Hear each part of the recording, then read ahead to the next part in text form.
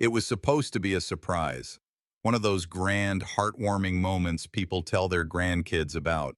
The kind where everything aligns perfectly. The timing, the intent, the execution. But instead of joy and tears, instead of a loving embrace and laughter, all it brought was silence. Cold, echoing silence. And the unraveling of a life I thought was real. My name is Daniel Foster. I'm 48 years old, a mechanical systems engineer based in Colorado Springs. My wife, well, until recently, was Natalie Foster. She was 45, sleek, composed, brilliant in the way that makes people listen when she talks, even if they don't agree with her. For over 2 decades, she's been my partner in every sense. My co-pilot, my critic, my refuge. We've been married 19 years with 2 children, Emma, our 14-year-old bookworm with a sharp wit, and Josh, our 9-year-old goofball with a heart made of marshmallows. Natalie had been traveling more the past few years. She climbed the ladder quickly at her marketing firm and eventually became one of the top regional directors. It meant out-of-state pitches, strategy retreats, big conferences. I supported her. Hell, I was proud of her. I made the lunches, packed the backpacks, ran the bath times. She called me her rock. The irony, it was Thursday morning when the idea hit me. I was trying to get Emma to school and Josh to stop pouring chocolate syrup into his oatmeal. Emma, sarcastic as ever, said, "Maybe if Mom were here, Josh wouldn't be making dessert soup." I laughed at first, but something about the sentence stuck. Natalie had been gone 4 days. A marketing summit in San Diego. It was supposed to be 6 days total. She checked in once a night via text, never a call lately, and even that was beginning to feel distant, mechanical. I chalked it up to stress. Or maybe I didn't want to admit that something in me had been whispering for months that something was off. So I said it, more to myself than the kids. What if we flew out and surprised her? Emma blinked. Like, show up at her hotel? Josh lit up. Like when they surprise soldiers on TV. It was a ridiculous idea, but it was ours. We booked the flights. I took 2 personal days. I called her boss. Natalie didn't know that I still had his number from the Christmas party years ago, and confirmed the hotel, the Marriott by the beach, 4th Avenue. That night, I stared at my phone screen longer than I care to admit. I texted her, "Hope San Diego's treating you well. The kids miss you." We all do. No reply. An hour passed. Still nothing. I told myself it was nothing. I told myself that a woman on a corporate grind didn't always have time for chit-chat. I told myself lies. By Friday evening, we were stepping into San Diego's coastal breeze. Josh ran toward the rental car like we were on a vacation. Emma was quieter, her face half lit by the screen of her phone, half shadowed by doubt. "What if she's not thrilled?" she asked suddenly as we waited in the hotel lobby. "She'll be surprised," I said, forcing a smile. "But happy?" Emma looked me dead in the eyes. I hesitated. That's the thing about kids. They know you too well. They learn your lies before you even say them. The plane landed smoothly at Salt Lake City International Airport, but my hands wouldn't stop trembling. I kept telling myself it was the anticipation, the excitement, the joy of surprising my wife, but deep down, something felt off. I hadn't been able to reach Laura in over 24 hours. No texts, no return calls, and that wasn't like her at all. James, our 14-year-old son, was already glued to his phone again, thumbs tapping away as he updated his friends. Natalie, our 9-year-old daughter, practically skipped through the terminal, pulling her glittery pink suitcase behind her like it was a unicorn on wheels. "Daddy, do you think Mommy will cry when she sees us?" she asked for the 3rd time since we left home. "I hope so," I smiled, tousling her hair. "The good kind of crying." Our Uber driver, a talkative college student named Keith, picked us up right on time and offered suggestions for local restaurants and scenic spots. I nodded politely, only half listening. All I could think about was the surprise I'd spent days planning and why Laura still hadn't replied. "Welcome to the Wyndham," the driver announced, pulling up to the elegant hotel near downtown Salt Lake. "Is Mommy staying here?" Natalie asked, eyes wide as she took in the modern glass facade. "Yup," I replied, feigning confidence. Let's go say hi." The lobby was crisp and quiet, the kind of polished minimalism you'd expect in a corporate hotel. I led the kids to a cozy seating area with red velvet couches. Wait here, guys. I'll get us checked in and surprise Mom. The front desk clerk, a young man with perfectly slicked back hair, greeted me with a practiced smile. Welcome to the Wyndham. Checking in? Yes, my name is Anthony Whitaker. My wife, Laura Whitaker, should already be staying here. I booked a connecting room for myself and our kids. Could you let her know we've arrived? He tapped a few keys on the keyboard. Yes, Mrs. Whitaker checked in 2 nights ago. Let me ring her room. He dialed. I watched his face. After a few rings, he frowned. No answer, sir. Would you like to leave a message? Could you try again? I asked, feeling a strange pulse in my throat. Another try. Still nothing. I'm sorry, Mr. Whitaker. No response. Would you like to check into your own room in the meantime? I nodded. Yes, please. He printed out key cards. You and your family are in 942. Mrs. Whitaker is in 936, just down the hall. Wait, different rooms? I asked. He hesitated. It appears she booked a king suite with a guest. A guest? Yes, the reservation notes indicate 2 adults. I stared at him, brain static. 2 adults. I see, I said, throat dry. Thank you. The kids were giggling when I returned. Room keys, Natalie shouted. Do we go surprise Mommy now? I tried to keep my smile alive. Let's go wash up first, then we'll go say hi. Room 942 was nice. Neutral walls. Oversized bed, a sterile luxury that matched Laura's company's reputation. James dropped his bag and collapsed onto the bed with a sigh. I'm starving. I'll order food in a sec, I replied. Stay here, I'm going to check on your mom. Outside, the hallway echoed with silence. I walked slowly to room 936. My palms were slick with sweat. My stomach was a twisted knot of dread and confusion. What if I was wrong? What if her coworker was a woman, a sister, a childhood friend? I knocked, nothing. I knocked again, harder. Shuffling behind the door, then the sound of a latch unlocking. The door creaked open. Laura stood in a bathrobe, hair damp, face flushed. The look on her face when she saw me wasn't joy or surprise, it was fear. Tony? We wanted to surprise you, I said quietly. Me and the kids. Her face went pale. A voice called from inside the room. A man's voice. Babe, everything okay? I leaned past her and saw him, mid-30s. No shirt, holding a wine glass. Laura shoved the door almost shut behind her, stepping into the hallway with me. Who is that? I asked. She blinked. Tony, please. Who is he? I repeated. He's just someone I've been working with. He called you babe, Laura. She bit her lip. How long? I asked. She shook her head. How long? I demanded again. Her eyes filled with tears. 3 months. The world tilted sideways. Inside that room was the proof of a betrayal I hadn't even known to be afraid of. I turned away. I couldn't look at her anymore. I have to tell the kids. No, she whispered, grabbing my arm. Please. Not yet, but it was already too late. I don't remember exactly how I made it to room 722. My feet moved on their own, fueled by dread. The hotel hallway, with its modern art and muted lighting, stretched like a corridor in a dream, one of those nightmares where you can't wake up. I stood before the door, heart pounding so loud it drowned out everything else. I hesitated. Maybe I was wrong. Maybe she wasn't in. Maybe the +1 was a co-worker, or her assistant, or just a mistake by the front desk. I clung to those maybes like lifelines, but I knew better. Instinct doesn't lie, and mine was screaming. I knocked, nothing. I knocked again, harder. Behind the door I heard faint movement, fabric rustling, the creak of a bed, a muffled voice, then silence. I texted her.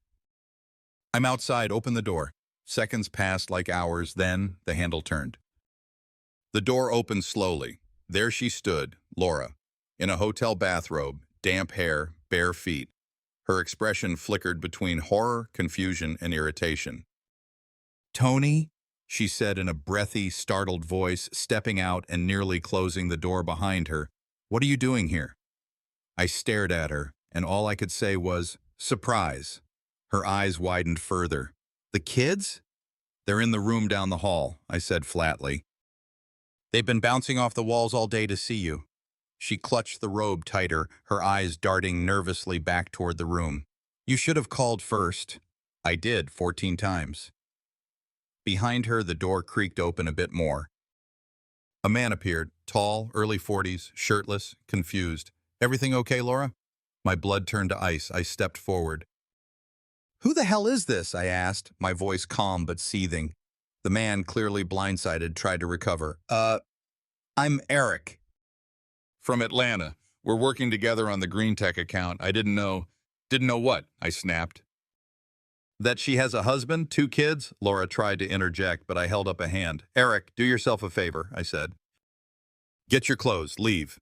He nodded stiffly, grabbing his shirt and disappearing without another word. When the door finally closed, Laura leaned against it, exhaling. This isn't what it looks like. It never is, I whispered. Her eyes filled with tears. Tony, I swear I didn't plan for this. We were just... I stepped back. Don't, please. Just stop. She looked at me, really looked at me, and for a moment the old Laura, the woman I married, flickered through. You can hate me, she said, but don't let the kids know. Not yet. I didn't respond. My legs moved before my brain did. Back down the hallway, back toward my children. Back toward the only pieces of my life that the air was real with tension, the kind that creeps into your lungs and makes it hard to breathe. Sophie was still buzzing with anticipation, twirling around the room in her glittery sneakers. Is Mommy coming now? Can we go knock on her door, Daddy? Curtis looked at me, silently mouthing a question I didn't want to answer. What happened? Before I could respond, there was a knock. Sophie rushed to the door like a shooting star. It's her! And it was. Laura stood in the doorway, composed like nothing had happened, hair perfectly brushed. Makeup refreshed. She wore the exact blouse she'd posted on Instagram last month, the one captioned, Power Meeting Vibes. If I hadn't seen her 10 minutes ago in a bathrobe with another man, I might have believed her smile. Hey, sweethearts, she said, bending to hug Sophie tightly. I missed you both so much. Curtis stayed seated, his eyes didn't leave Laura. There was no smile, no teenage sarcasm, just silence, watchful, heavy silence. Hi, Mom, he said finally, his tone flat. Laura's eyes flicked to me, a silent plea, play along. I nodded once, reluctantly, for the kids. We ordered burgers, Sophie announced. And Daddy said we can have chocolate cake. That sounds perfect, Laura said, standing up straight again. But she hesitated, and I saw the shift, the performance breaking. I actually have a client dinner tonight. It's really important. There it was, the betrayal, now delivered with a cherry on top. Sophie's smile vanished. But we came to see you. Laura stepped forward, kneeling. I know, honey. And I'm so happy you did, but this meeting, it's critical for my company. Tomorrow, I'm all yours. Pinky promise. Sophie looked at her fingers, then slowly offered her pinky. Okay, but tomorrow we're going to the aquarium and the duck boats, and Daddy said I could get the lobster plushie. Anything you want, Laura replied, linking pinkies. Curtis stood abruptly. I'm going to get some air, he said, brushing past Laura. She didn't stop him. I followed him into the hallway. Kurt, he turned. Was that him, in her room? I didn't answer. I didn't have to. Curtis's jaw clenched. She thinks we're stupid. She thinks she's doing damage control, I replied softly. Trying to hold this together with duct tape and a smile. He didn't laugh. Are we telling Sophie? Not tonight.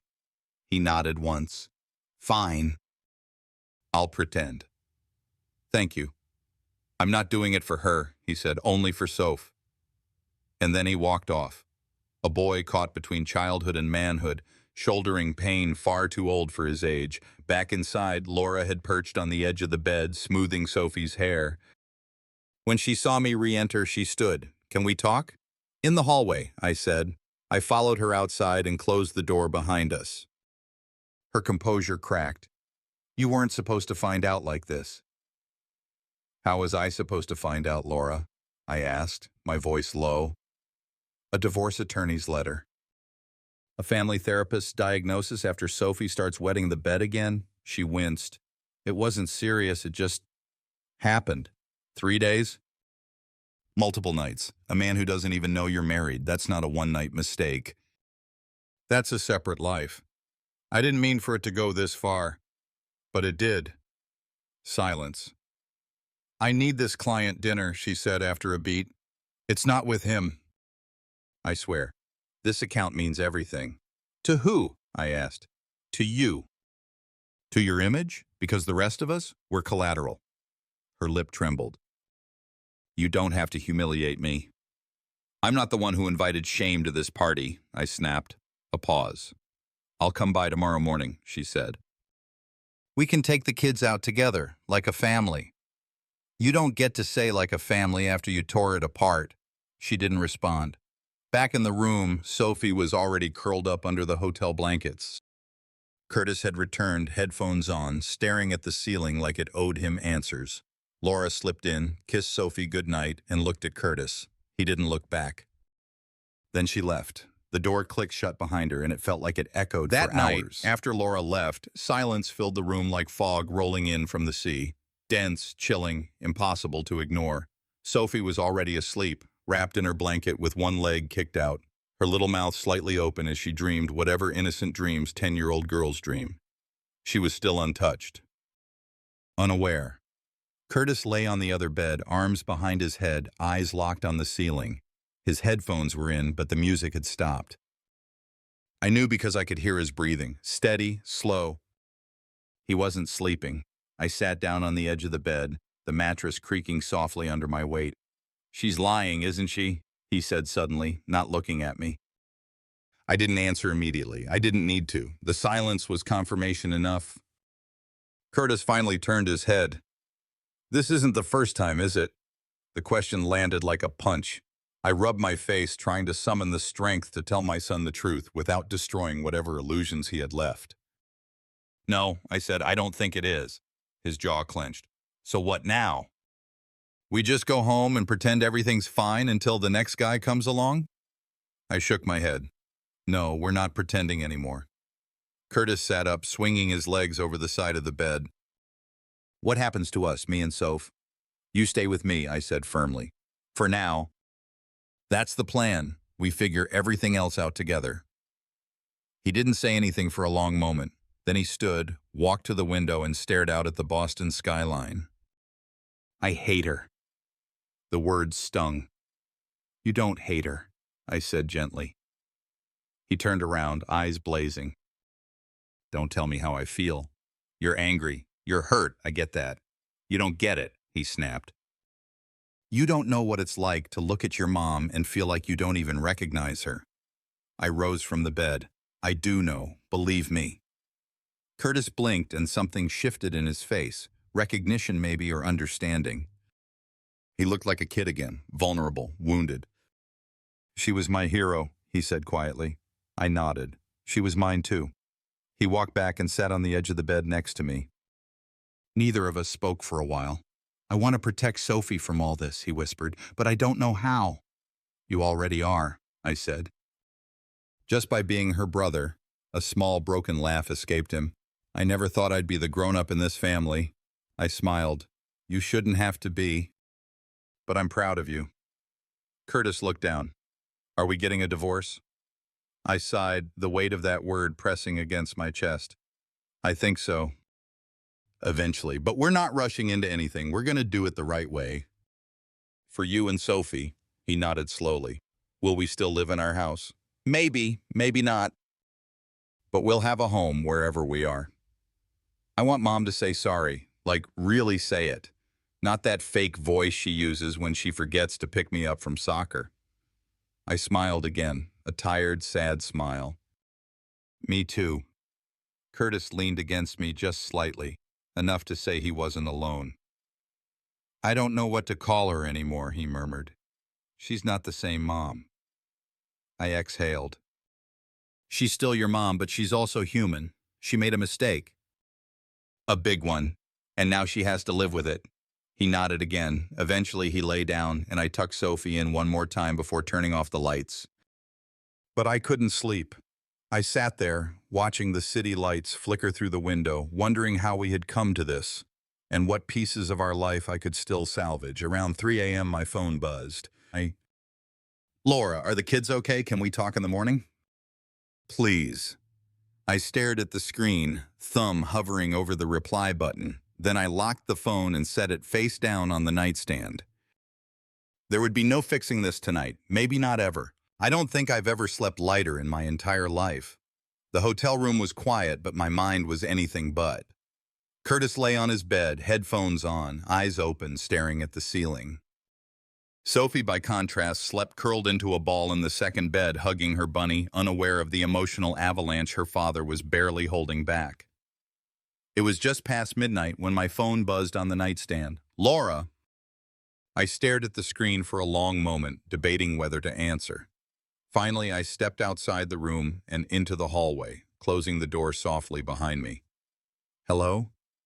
Tony, she whispered. Can we talk, please? I almost said no, almost. But after 17 years together, after kids, holidays, arguments, dreams, how do you cut someone off just like that? So I walked back to room 712. She opened the door almost immediately. She wasn't crying anymore. Her makeup was gone, her face bare and pale. She wore a sweatshirt and leggings, no armor, no act, just her. The woman I used to love, maybe still did, in some corner I couldn't kill off. We sat down in silence. I'm not going to excuse it, she began. I won't pretend like it didn't happen. It did. I screwed up. I betrayed you, our family, everything we built, and I don't expect you to forgive me. Her voice didn't shake. That scared me more than any tears would have. Then why are we here? I asked, arms crossed. Because I still love you, she said, looking straight at me. Because I'm still the mother of our children. Because this family still matters to me, even if I lost sight of that. I scoffed. You didn't lose sight, Laura. You drove blindfolded into a wall with your foot on the gas. You made a decision, not once. Multiple times. She swallowed hard. I know, and I'll regret it every day of my life. Silence settled between us again, this heavy fog of things unsaid. Trevor? I asked finally. We met at the annual consultancy conference in San Diego. The first time it was just drinks. Talking. We clicked. He laughed at my jokes, remembered what wine I liked, complimented my work. It felt good. And dangerous, but I told myself it was nothing. I clenched my jaw. And then, Boston was the third time. The first two were less than what you think. Still wrong, but Boston was when it crossed the line. I stood up, pacing now. You mean to tell me this wasn't a one-time mistake, Laura? This was a timeline, an affair. Planned, calculated. I didn't plan to fall, she interrupted. But yes, I lied. I snuck around. I betrayed you. The air was thick with rage and despair, guilt and pain, hanging between us like smoke in a sealed room. I thought you were happy, I said. I thought we were tired, sure, stressed, distracted, but I didn't think you'd rather be with someone else. She blinked back fresh tears. It wasn't about being with someone else. It was about feeling seen again. You stopped looking at me like I was anything more than Sophie's mom and Curtis's scheduler. I stared at her, dumbfounded. So what? You wanted attention? A new audience? I could have done that if you had just told me. She covered her face with her hands. I know I should have said something, but instead I buried it and chased validation somewhere else. We sat again, the room darker than before, as if the confession had dimmed the lights. I don't want to lose our family, she whispered. I'll do whatever it takes. Therapy, space. Honesty. You don't have to decide tonight, but please don't let this be how we end. I stared at her for a long moment, heart torn between fury and memory. I can't promise anything, I finally said. Right now, I'm staying for the kids. That's it. She nodded. That's enough, she whispered. The next morning was gray and heavy with silence. Curtis didn't say a word during breakfast, mechanically chewing his eggs while scrolling aimlessly on his phone. Sophie, ever the ball of sunshine, tried to talk about the Boston harbor, the boats, the room service pancakes, but even she could sense the tension thick as syrup in the air. I nodded and smiled in all the right places, but I wasn't there. Not really. My mind was in room 712, in the silence that came after a shattered confession. After we finished packing, I glanced at Laura's door down the hall but made no move toward it. I had nothing more to say, not yet. We loaded into the rental car. The air was crisp and clean, but it didn't feel like a new day. It felt like a bridge I was halfway across, unsure if I should turn back or keep walking. Curtis finally spoke as we merged onto the highway. Are we going straight to the airport? Yes, I said. Early check-in. Better safe than sorry. He nodded once, then stared out the window. I saw his reflection in the side mirror, his jaw clenched, his eyes distant. I hated that this was how he'd remember this trip. From the back seat, Sophie asked, "Is Mommy coming with us?" The question hit like a brick. "No, sweetheart. She has to stay for work a little longer." "Oh," she said, disappointed. "But she said she'd come back home soon, right?" I hesitated. "That's the plan." Silence. Then, softly, "She didn't kiss me goodbye this morning." I gripped the steering wheel tighter. "She probably didn't want to wake you." "You were sleeping like a little angel." Sophie smiled at that, but Curtis gave me a side glance that told me he knew I was lying, knew the world as he understood it was cracking apart. At the airport, we moved through security and sat at the gate. I watched other families, couples, solo travelers. The world continued turning, unaware of my life in free fall. "Dad," Curtis said suddenly, pulling me from my spiral. "When we get home, what happens next?" That question had haunted me the entire night. "I don't know yet," I said honestly. "But we'll figure it out. Together."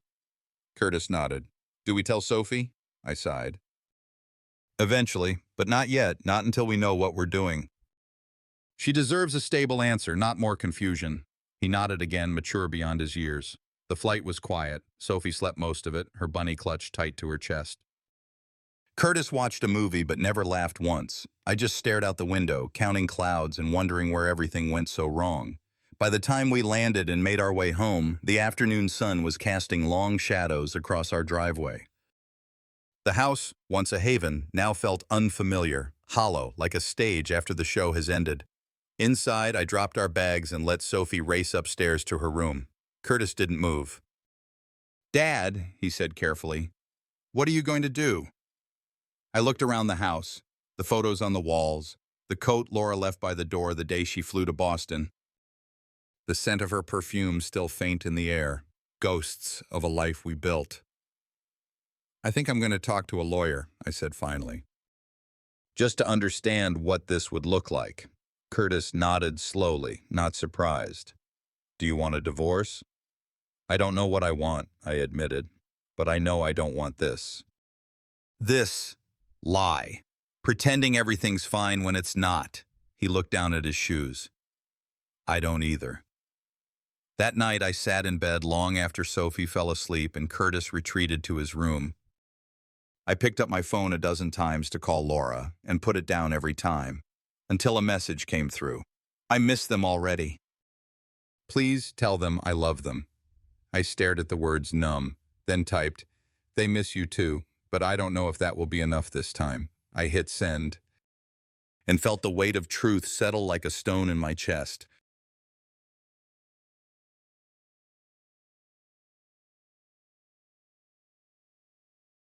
Three days passed in a blur of unanswered questions and half-truths. I was walking through my own home like a guest in a stranger's house, aware of every creak in the floorboards, the ticking of clocks, the hollow absence of laughter. Curtis kept to himself, barely coming out of his room, except for meals.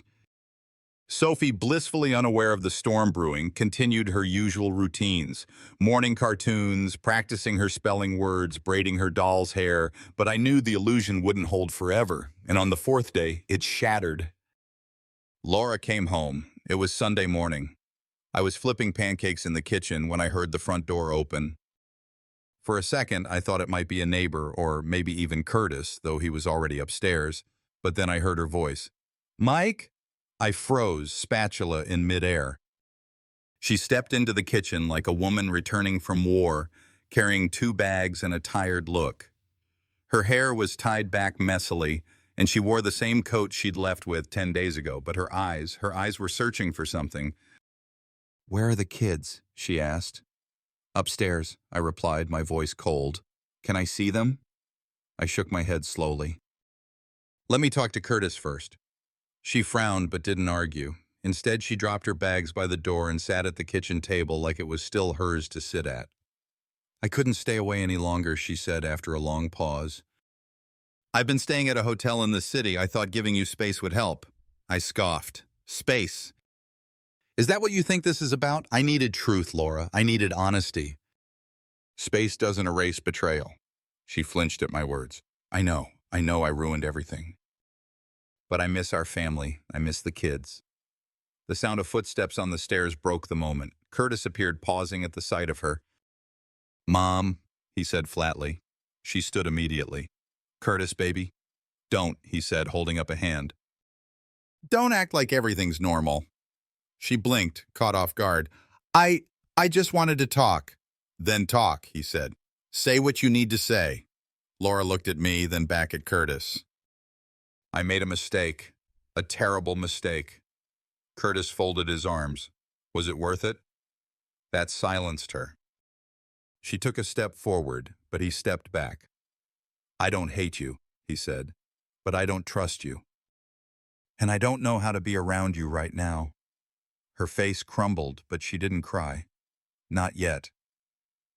Sophie came bounding downstairs a moment later, bunny in hand, eyes lighting up at the sight of her mother. "Mommy!" she squealed, running into Laura's arms. Laura dropped to her knees, hugging her tightly, the tears finally falling. "Hi, baby." "I missed you so much."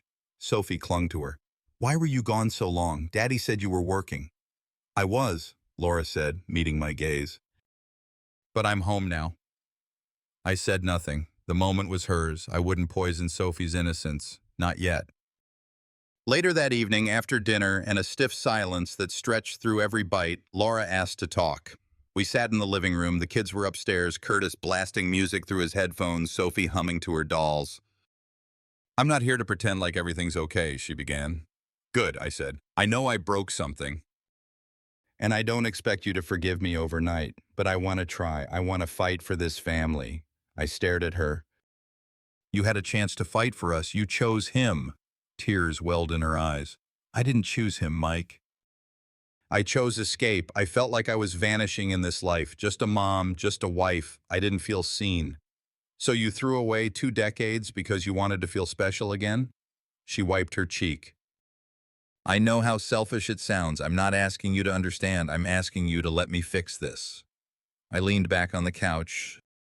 "You can't fix this with apologies." "Then let me prove it," she said. "Let me earn it back. Let me go to counseling, talk to the kids, do whatever it takes." I sighed. "You don't get to decide how this story ends, Laura." "No," she said. "But maybe we can write a new chapter, even if it's just for the kids."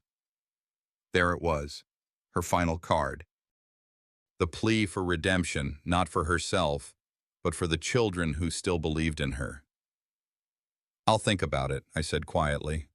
She nodded, as if even that sliver of possibility was a victory. But in my heart, I knew we'd crossed a line, and some lines don't fade. The next few days were a strange balancing act, like walking a tightrope between rage and responsibility. Laura stayed in the guest room. I made it clear that this wasn't some symbolic olive branch. It was just temporary. For the kids, Curtis avoided her completely. He'd eat dinner, nod when spoken to, and retreat into his room like he was laying siege to his own emotions. Sophie, however, was thrilled. Her mother was home, and to her, that was all that mattered. The way she laughed when Laura helped her with homework, it was enough to make my stomach turn, not because of her joy, but because of how fragile it was. She didn't know the truth yet, but it was only a matter of time. It happened that Saturday.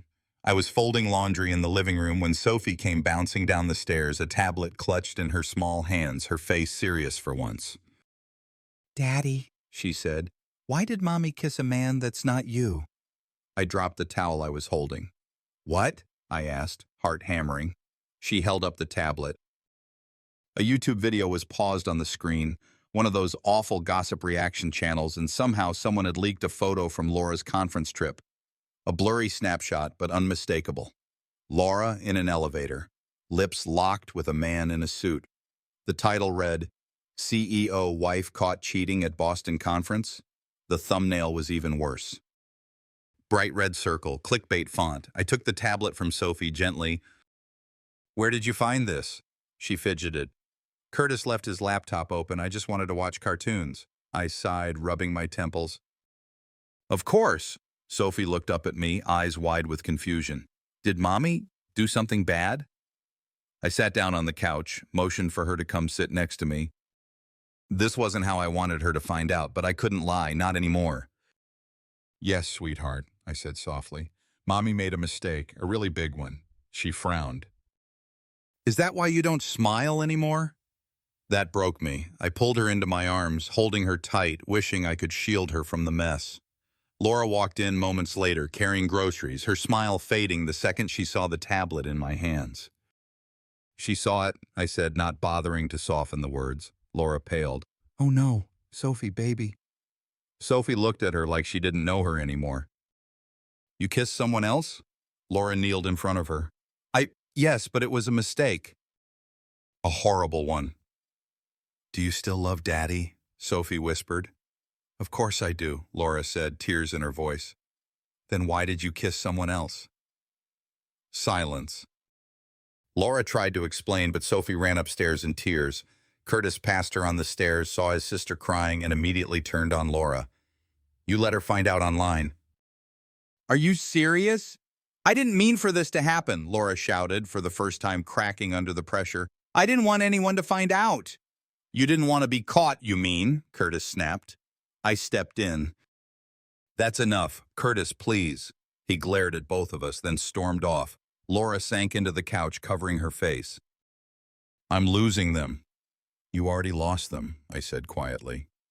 That night, we sat at opposite ends of the dining table, not speaking. Curtis refused to come down. Sophie wouldn't open her door. I stared at Laura through the candlelit shadows of our once warm kitchen. "You asked me last week if we could write a new chapter," I said finally. "But I don't think we're even reading the same book anymore." She didn't argue. Instead, she whispered, "I'll move out tomorrow."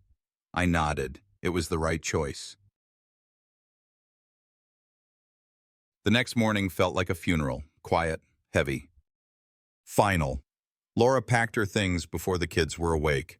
I stood by the kitchen window watching the world outside, cars passing, birds flitting from branch to branch, while inside, my marriage dissolved quietly. She didn't say much, just zipped up the last suitcase, turned toward me with eyes rimmed red from a night of no sleep, and whispered, "Thank you for not turning the kids against me." I didn't respond, not out of malice. I simply had nothing left to say. She opened the door and paused.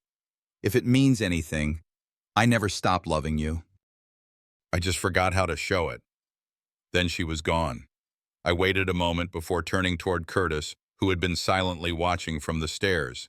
He didn't move until he heard the door click shut. Then he came down, walked past me, and began preparing breakfast as if nothing had happened. Sophie wandered in minutes later, rubbing her eyes. "Is Mommy gone?" I nodded. "She'll be living somewhere else for now." "Because of the kissing?" "Yes." She nodded slowly, like she was still trying to figure out how she felt. Then she went to sit at the table, swinging her legs. "Does this mean we're a different kind of family now?" I sat beside her. "It means things will be different, but not worse, just different." She looked up at me. "Will we still have pancake Saturdays?" "Every Saturday," I promised. That night, after the kids had gone to bed, I sat in the living room with a glass of wine in one hand and my phone in the other, not doom scrolling, not checking in on Laura, not even reading the news. Just thinking. 17 years of marriage undone by a single door opening in a hotel hallway. But as painful as it was, I knew I was walking away with something that still mattered. My kids, my clarity, my self-respect, and maybe, just maybe, a second chance at a life where I didn't have to wonder who was on the other side of the door. A week later, I started therapy. Not couples therapy, solo. There was so much to process, and I wanted to be better. Not bitter. Curtis came with me once, said he didn't want to talk, but he stayed in the waiting room and read a book. It was enough. Sophie started drawing pictures of two houses, one with me, one with Laura. She labeled them with hearts, smiling suns, and little stick figure cats. "Do you think Mommy and Daddy will ever live in the same house again?" she asked one evening. I hesitated, then answered truthfully, "I don't think so, sweetheart, but we both still love you more than anything in the world." She accepted that answer more easily than I expected. Maybe because children know something we forget as adults, that love doesn't always look the same, but it doesn't have to stop. And in time, maybe it even heals.